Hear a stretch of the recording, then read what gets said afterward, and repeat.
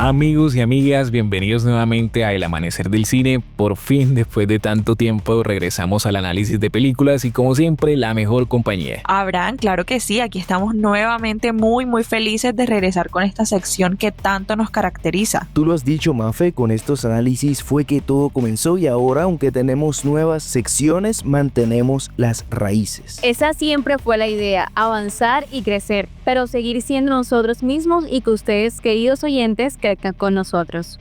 Karen, ¿y qué mejor forma de crecer, avanzar juntos y mantener nuestras raíces que hablando un poco del lugar que nos vio nacer a todos los integrantes del grupo? Y sobre todo, Mafe, hablar de su cine y de las formas en que este retrata nuestra sociedad, a veces sus cosas buenas y a veces sus cosas malas, pero ambas válidas, ¿o no, Diego? La verdad es que sí, Abraham, nuestro país tiene muchas cosas que contar y aunque a veces se caiga en el estereotipo, sin duda el cine va mejorando cada día más. Y cada día hay más y mejores historias, pero para los que aún se preguntan de qué país hablamos, déjenme decirles que es la única y maravillosa Colombia.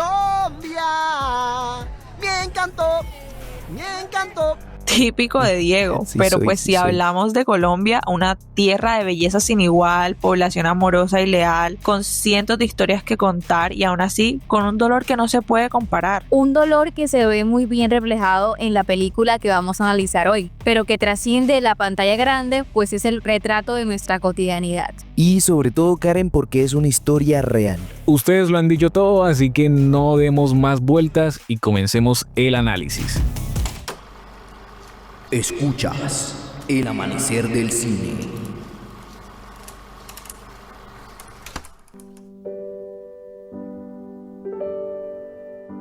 El olvido que seremos, como pueden ver en el título de este capítulo, es el nombre de la película que analizaremos hoy. Y aunque no es una producción que haya marcado la historia del cine en Colombia, ni muchísimo menos, sí es una historia muy emotiva que, como ya dijo Karen, retrata la realidad del país, sobre todo una época en específico de la que hablaremos más adelante. Esta película fue estrenada en 2020 en plena pandemia y fue dirigida por el grandísimo Fernando Trueba, un director español ganador del Oscar a Mejor Película Internacional por Belle Époque. Y más importante aún, es una película basada en el libro homónimo de Héctor Abad Faciolince, escritor y periodista colombiano, ganador 2 veces del premio Simón Bolívar. A propósito, este es uno de mis libros favoritos, así que estoy muy encantado de hacer este análisis. También es importante resaltar que tanto el libro como la película están contados desde el punto de vista del mismísimo Héctor Abad Faciolince, simple y llanamente porque la historia fue algo que él vivió en carne propia. Pero bueno, ya mucha expectativa, Karen, dinos qué cuenta exactamente esta película. El olvido que seremos narra la historia del médico colombiano Héctor Abad Gómez, un carismático hombre de familia que también fue líder social y activista por los derechos humanos en el Medellín polarizado y violento de los años 70. Ahí en esa época seguimos su historia a través de la mirada amorosa de su hijo Héctor Abad Faciolince, en la que resalta la vida, obra y muerte de su padre a manos de la violencia que se vivía en el país hacia todo aquel que levantara su voz en forma de protesta. Es una historia durísima que toca la fibra de todo quien la ve o la lee, pero que también hace reflexionar sobre muchas cosas. Sin embargo, para eso falta un poco, así que comencemos hablando del trabajo realizado por Fernando Trueba en esta película. Dirección.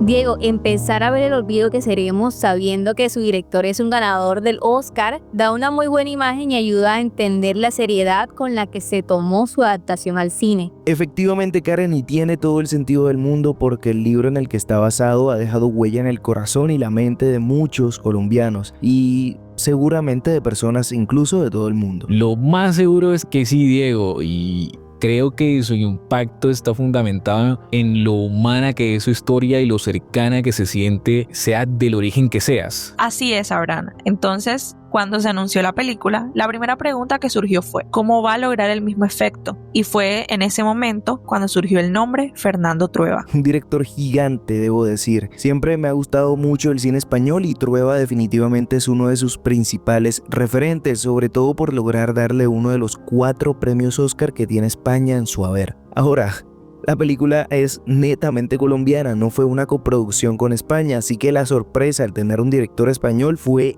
enorme. Sin embargo, considero que fue lo mejor que pudieron haber hecho y permítanme les explico por qué. Trueba es un director que muchos consideran que hace comedia únicamente porque su estilo está enmarcado en una corriente cinematográfica llamada comedia madrileña, pero no hay nada más lejos de la realidad, pues sus películas a lo largo de las décadas han demostrado incluir risas y situaciones graciosas, sí, pero también ir más allá y convertirse en un arma ante la sociedad en la que se presenten, no tanto por denunciar abiertamente lo malo, sino por proponer nuevas formas de ver la vida.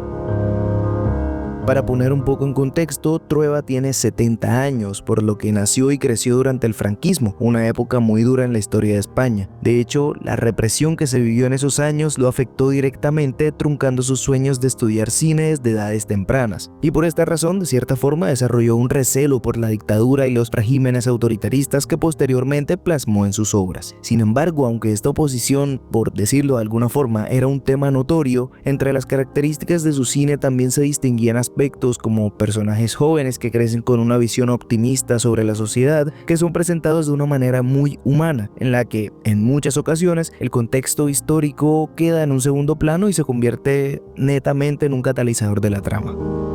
Como pueden notar, estas características que menciono están presentes de una u otra forma en El olvido que seremos, y es que Trueba, aunque desde el principio quiso rendir homenaje a Héctor Abad Gómez, respetando la obra original, claro, también tuvo como objetivo hacer cine y trascender el libro utilizando el lenguaje cinematográfico, incluso si eso significaba cambiar aspectos fundamentales del libro, como no tener un narrador propiamente dicho y evitar los flashbacks presentes en el libro. No voy a ahondar mucho en las diferencias con el libro porque ese análisis le corresponde a Abraham cuando nos hable del guión, así que solo mencionaré que Trueba decidió dividir la película en dos tiempos totalmente diferenciados, tanto por su tono narrativo como por un notorio blanco y negro. Pero dejando esto de lado, creo que lo que más resalta de la forma en la que Trueba dirigió la película es el complemento que logró hacer entre la adaptación a cine y la obra literaria original, porque convirtió la narración en un retrato, en un recuerdo viviente y en una memoria visual. Claro, aquí hay que enfatizar que es la memoria que tiene Héctor Joaquín de su padre, Héctor Abad Gómez, por lo que son recuerdos llenos de amor, admiración y reverencia. Ese punto de vista es muy evidente desde el principio cuando seguimos una cámara subjetiva que muestra únicamente lo que ve el niño a través de su telescopio de juguete. Ahora, Trueba no quiso quedarse solo con eso, sino que por momentos introdujo los puntos de vista del mismísimo Héctor Abad Gómez y sobre todo de sus otras hijas, con las cuales le otorgó una dimensión aún mayor al relato, ya que muestran la nostalgia y las huellas de la violencia en sus vidas. Fíjate, Diego, que no es tan normal encontrar una visión tan particular como la que Fernando Trueba tuvo con esta película. Y aún así ahí está haciendo uso de su experiencia para darnos esta hermosa producción. Tan hermosa que tuvo una gran variedad de premios a nivel nacional e internacional, siendo el más importante el premio Goya a la mejor película iberoamericana, pero también incluyendo los premios Macondo a mejor actriz, mejor dirección de arte, mejor vestuario y también los premios Platino a mejor película iberoamericana,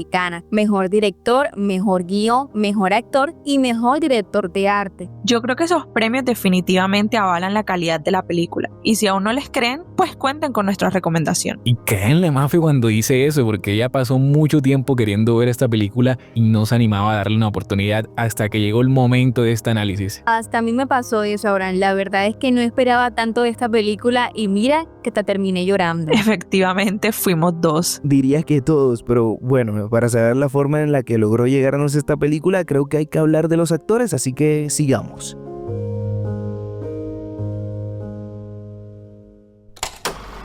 Actuación.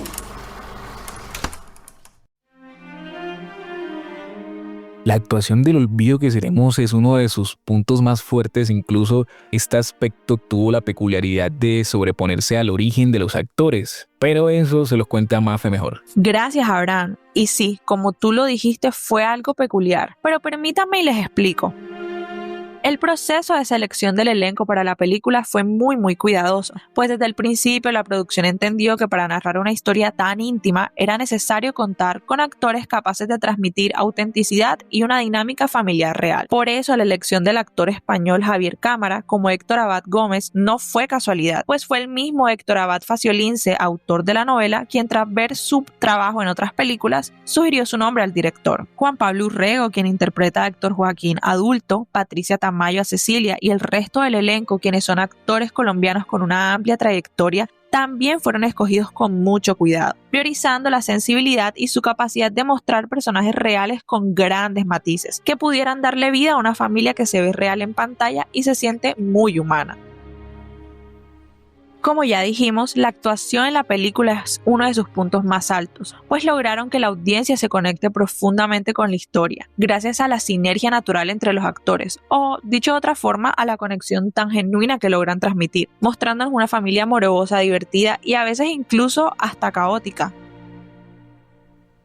Uno de mis personajes favoritos, y creo que fue hecho así con esa finalidad, es Héctor Joaquín de Niño, interpretado por Nicolás Reyes, pues este joven actor logra una interpretación conmovedora y divertida que refleja el comportamiento real de un niño que apenas está descubriendo el mundo. Es el comportamiento de todos los que estamos sentados en esta mesa hablando, y me atrevería a asegurar que es el comportamiento de todos los que nos escuchan. Y es que también en este actor recae gran parte del peso de la trama, pues un punto clave de su actuación es reflejar la profunda admiración que Héctor Abad Faciolince sentía y siente hacia su padre, algo que se logra a través de la mirada del respeto, amor y finalmente dolor, aunque este último se refleja más en su versión de adulto. Ahora bien, Javier Cámara, que también carga con el peso de esta película, logra simular de buena manera un acento paisa, o para los que no estén familiarizados con el término, el acento de las personas de Medellín en Colombia, logra capturar la nobleza de la labor social de Héctor Abad Gómez hacia su país y su ciudad, pero especialmente logra capturar su calidez como padre y como ser humano. Sin embargo, aquí hay un pero, y es que quiero destacar que, aunque la actuación de Javier Cámara es excepcional y logra capturar con mucha sensibilidad la esencia de su personaje, cuando ves la película con detalle, se puede notar en ciertas frases su acento español. Esto, si bien no afecta de gran manera lo emocional y genuina que es su interpretación, sí se convierte en un pequeño recordatorio que el actor no es colombiano. Ya para finalizar, quiero agregar que un elemento muy poderoso que acompaña la actuación es el paso del tiempo, porque los actores y las actrices logran reflejar en su interpretación emociones que empiezan como una alegría natural y espontánea y que eventualmente se convierten en emociones más densas y crudas. Mafe, los focos claramente son para Javier Cámara, Nicolás Reyes y Juan Pablo Urrego, pero sin duda el rol que cumplieron Patricia Tamayo, Laura Londoño y Elizabeth Vinota, la mamá y hermanas de Héctor Joaquín, es magnífico. Yo solo puedo recalcar el momento en que Héctor Abad es asesinado y ella recibe una noticia. Fue tan natural, tan crudo, tan choqueante que hasta ese momento no había llorado, pero cuando las vi todo se derrumbó dentro de mí. Son papeles que, aunque parezcan minúsculos, marcan la diferencia. Sí, justamente es el mismo caso del papel de Camisea como Marta, porque ella transmitía esa alegría de la que tanto nos habló Héctor Abad Faciolince en su libro, al punto que cuando muere todo cambia tal como en la vida real. Exacto, Abraham. De hecho, me atrevería a decir que ese es el punto de quiebre de la historia. Pero bueno, de eso hablamos más adelante. Totalmente. Dejemos la historia, guión y demás para el final. Por ahora sigamos con el diseño de arte de esta película.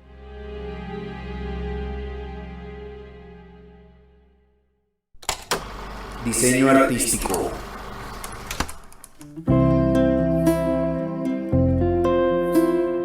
Medellín, Colombia, años 70. Yo realmente todavía no entiendo cómo nos traslada la película a esa época tan difícil para nuestro país, logrando que todos, y repito, todos, creamos que estamos ahí. Bueno, Diego, lo primero que hay que decir es que en efecto la cinta se ambienta durante la violencia que vivió Colombia en los años 70, 80 y buena parte de los 90, en un contexto muy antioqueño donde a pesar del entorno de inseguridad y miedo en el hogar, se respiraba la vitalidad y creatividad fundamentadas en la tolerancia y el amor. Entonces, esos son los puntos que predominan en el diseño de arte de esta película. Y es que, claro, esta dualidad entre el ambiente privado y la violencia pública condicionaba profundamente la vida de los personajes. Así que para lograr esa ambientación, también hubo 2 personas a cargo.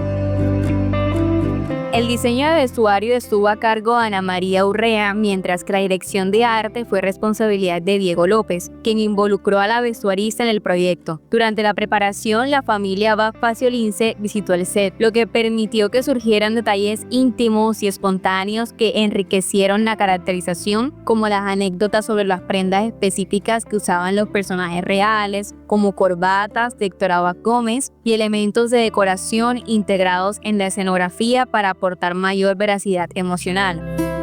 El vestuario, como vengo diciendo, fue cuidadosamente diseñado para capturar la esencia de cada personaje, y los diseñadores tuvieron un desafío aún mayor debido a la decisión estética de trabajar gran parte de la película en blanco y negro, lo que implicó un cambio en la percepción del color, ya que tonos como el rojo y el azul se funden en una misma gama de grises en ese formato. De hecho, según Ana María Urrea, aprender a ver el vestuario bajo esta nueva lógica visual fue un proceso complejo pero enriquecedor. Este proceso responde, como ya dijimos antes, a este punto en la película en el que todo cambia. Por tanto, después de este momento, el color se suprime en la narrativa, transformando la imagen idílica de la familia en una representación más cruda de la realidad, lo que fue una decisión artística que surgió durante el rodaje y que terminó teniendo un fuerte impacto emotivo. Ahora, dejando esto atrás, el maquillaje dirigido por Laura Copo también jugó un papel esencial en la construcción de los personajes, contribuyendo a reforzar los matices de época y las transformaciones emocionales que vivían las protagonistas. Cada uno de los detalles, desde el vestuario hasta el maquillaje, pasando por la ambientación general, estuvo pensado para que el público lograra una conexión profunda con los personajes, a pesar de tratarse de actores que en definitiva recreaban una ficción inspirada en hechos reales. Por su parte, el set fueron espacios físicos diseñados meticulosamente para reproducir la atmósfera del hogar familiar. Lo más llamativo es que la producción logró crear una casa que reflejaba fielmente el universo emocional de los personajes, un lugar cargado de memorias que, gracias a la colaboración con la familia real, se enriqueció de pequeños gestos y objetivos auténticos que aportan una sensibilidad especial al relato cinematográfico.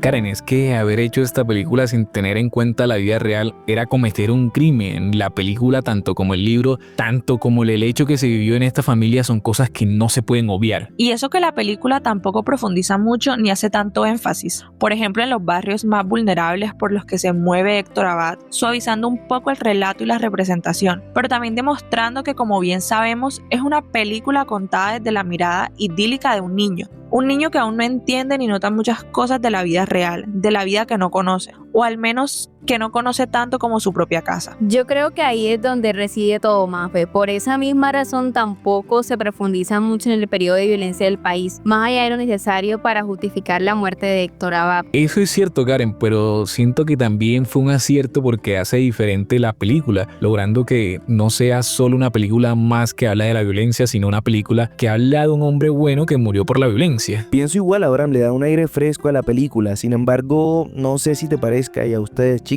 hablar un poco sobre este periodo de violencia en Colombia, solo para poner en contexto a nuestros oyentes y que puedan entender mejor el análisis del guión e historia que viene a continuación. Bueno, es un tema delicado, pero hagámosle. De una, dale, Diego, comience. Ay, yo en qué lío me metí, ve. Bueno, de antemano le pido disculpas a los historiadores que nos escuchan en caso de decir algo equivocado. Para empezar, hay que decir que en las décadas de 1970, 1980 y hasta en 1990, Colombia vivió una de las épocas más turbulentas de su historia, en las que la violencia era básicamente el pan de cada día, causada por una guerra interna entre guerrillas como las FARC y el ELN contra las fuerzas militares del Estado y paramilitares, que a veces también eran del Estado, pero no le digan a nadie que yo les dije. Ay, me voy a meter en un problema, pero bueno, seguiré. En medio de esta guerra, los defensores de los derechos humanos se convertían en objetivos de aquellos que se beneficiaban del caos, y es aquí donde entra la historia de Héctor Abad Gómez, pues él fue uno de esos defensores. Como ya dijimos, fue médico de vocación y activista por los derechos humanos, se dedicó a luchar por los más vulnerables en un país donde la injusticia social y económica eran la norma. Además, si esto fuera poco, Héctor Abad no solo trabajaba en el campo de la salud pública, sino que también se oponía a la violencia que marcaba la vida de los colombianos, convirtiéndose en una figura incómoda y una amenaza para el sistema que se sustentaba, y a veces aún se sustenta, en el miedo y la represión. Exacto, el activismo de Héctor Abad lo llevó a enfrentarse directamente con los sectores más poderosos del país, y él vivía en un momento de la historia donde la violencia política alcanzaba su máxima expresión, y por eso las amenazas contra su vida se hicieron cada vez más constantes hasta su asesinato. Este asesinato no fue un hecho aislado, sino que este hombre se convirtió en una de las muchas víctimas de la violencia de la época, y a día de hoy aún se encuentra y sigue dejando víctimas que muchas veces caen en el olvido y son borradas por la memoria de todos. Y lo peor es que así como las personas iban cayendo y morían desangradas en el piso de las calles, el mismo país también se desangraba en una guerra sin fin.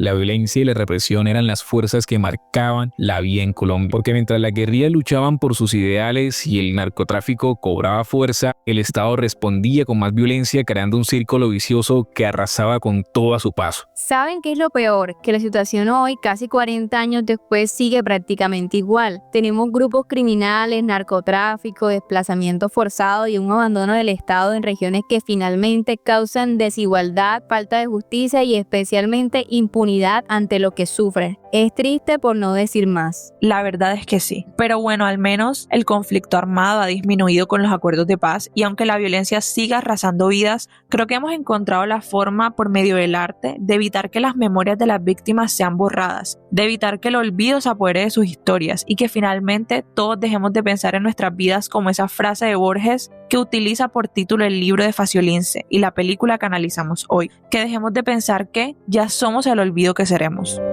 Bueno, creo que nos adelantamos un poco al mensaje de la película. De hecho, aún ni siquiera hablamos del guión de ella, así que sigamos.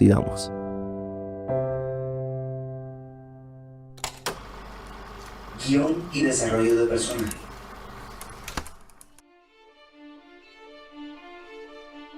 Así como la actuación, el guión de esta película fue hecho entre hermanos, aunque también contó con la ayuda del mismísimo escritor del libro, Héctor Abad Faciolince. Como dijimos antes, se debía tener en cuenta la vida real, y nadie más real que quien escribió el libro. Pero entrando en materia, el guión fue escrito por David Trueba, hermano del director Fernando Trueba, y para no extenderme mucho, David realizó una adaptación emotiva con todos los aspectos de la película, haciéndole honor por supuesto a la pluma del escritor. Y es que la película ciertamente conserva el argumento del libro, sin embargo se priorizan aspectos que para efectos de la pantalla grande funcionarían más. Por ejemplo, dentro de las principales diferencias podemos encontrar los saltos en el tiempo. En el libro se nos cuenta la historia y se utiliza como recurso explicativo situaciones que suceden en el presente, pasado y futuro, en diferentes etapas de la vida del escritor, mientras en el guión de la película nos cuentan la historia en dos etapas. La primera con un Héctor Joaquín o Kikín, como le decían de cariño, lo pudimos ver en la película, en su niñez, claramente analizando su entorno y siendo un niño curioso, fiel seguidor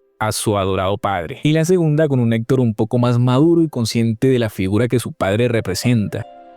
Con esta diferencia narrativa, el guión se centra aún más en la relación de padre e hijo, que aunque en el libro también sucede, en la película se simplifican y eliminan algunos detalles, como la actitud generosa del padre, que en el libro se nos es descrita como con detalles pequeños, que claro, esto era una de sus principales virtudes y a la vez una gran debilidad, por la forma en que la gente se podría aprovechar de él. También se simplifica la profundidad del personaje de la madre, una mujer trabajadora, incansable, protectora y consoladora que cumple un papel esencial en la vida de Héctor y de sus hermanas.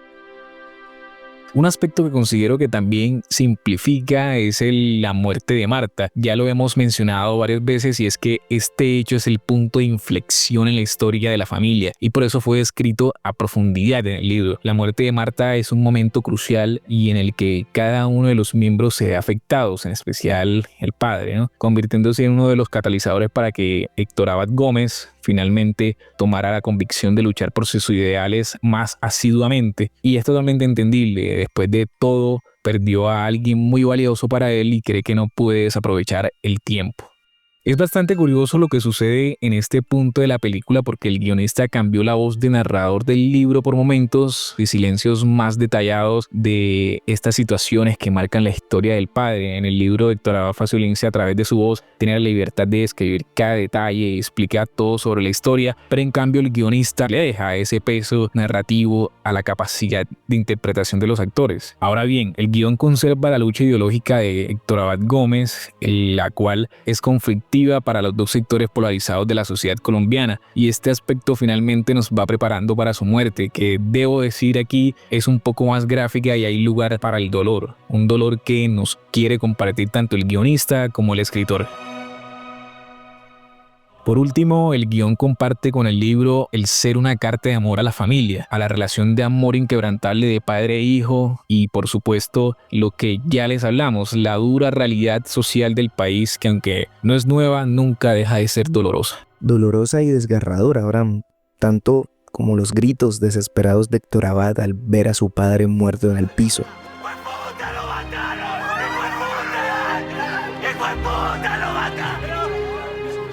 Y como leí por ahí, aterradora, porque nada cambia. Después de todo, los gritos de quienes lloran a sus muertos siempre suenan igual y no dejan de retumbar en este país.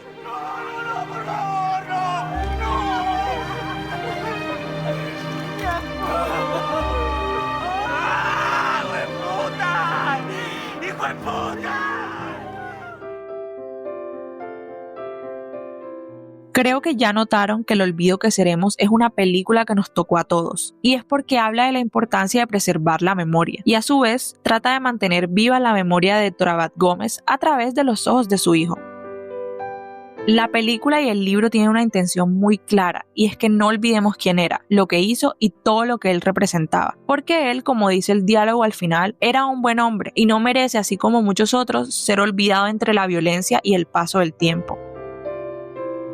Ahora, aunque la película se centra en Héctor Abad Gómez y su historia, también nos muestra un momento doloroso de la historia de Colombia, y esa crudeza que se siente en el paso de los años en la película sigue doliendo hasta el día de hoy, porque aún vemos cómo los líderes sociales son perseguidos por querer construir un país mejor. Así que es una película que nos invita a seguir contando lo que pasó y lo que pasa durante todas esas luchas por el cambio social, lideradas por personas dispuestas a dar su vida por ellas, y que, como dijo el mismo director Fernando Trueba, redefinen el significado de lo que es un héroe, haciéndonos caer en cuenta que los verdaderos héroes son las personas capaces de hacer algo por los demás.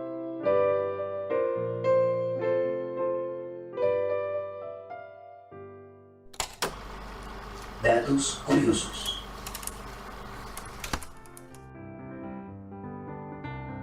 Bueno, y entre tanto dolor, creo que nos merecemos un descansito con los datos curiosos de esta película. Comencemos, pues.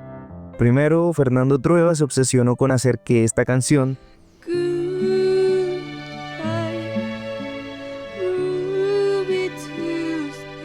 y hasta ahí por los derechos, la cantara Marta por dos cosas. Uno, daba un presagio de su muerte, y dos, era la única que podía describir lo que sentía la familia. Incluso Trueba llegó a enfrentarse de manera amable, claro, a su productor Dago García, quien decía que la canción era muy costosa. Al final lograron obtener los derechos y salió en el metraje final. Para quienes no la conocen, la canción se llama Ruby Tuesday y es de los únicos e inigualables Rolling Stones.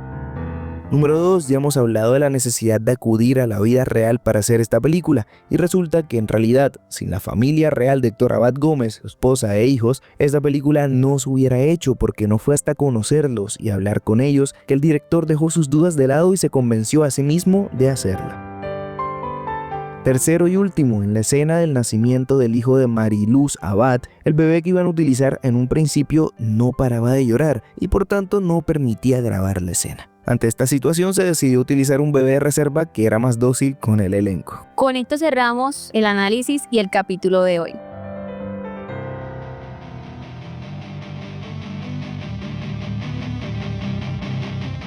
Como dijo Karen, hemos llegado al final de este capítulo. Esperemos que hayan disfrutado de nuestra compañía, análisis y sobre todo que hayan aprendido sobre la película. Si tienen la oportunidad de verla, háganlo, es en serio, pueden encontrarla en Netflix. Y ya que están en esas, aprovechen y suscríbanse a nuestras plataformas. Estamos en Spotify, YouTube, Apple Podcasts, Amazon Music y muchas más. También síganos en redes sociales, Instagram, Facebook y Twitter. Como saben, tanto en nuestras plataformas como en las redes nos encuentran como El Amanecer del Cine. Manténganse atentos a todo lo que estaremos publicando porque se viene mucho contenido nuevo con el que nos apoya Joyver. Un saludo para él. Nos escuchamos en una próxima ocasión con un nuevo capítulo. Cuídense mucho, compartan este capítulo con sus amigos, por favor, familiares, conocidos, toda la gente que ustedes se lo puedan compartir. Tomen agua y recuerden, Nosotros somos El Amanecer del Cine. Chao, chao.